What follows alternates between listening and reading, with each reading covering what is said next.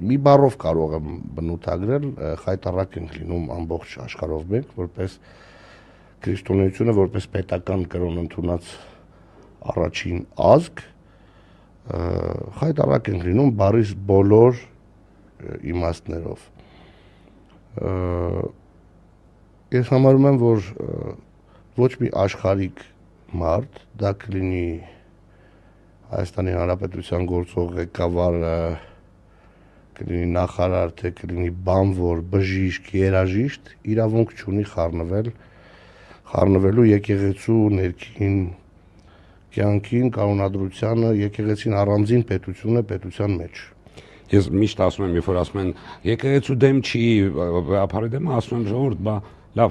եթե մենակ վեհապարի դեմը նախ էդ էլ իրավունք չունեք։ Երկրորդը, եթե մենակ վեհապարի դեմը, ապա ինչի դպրոցներից հանվեց եկեղեցու պատմությունը առարկա։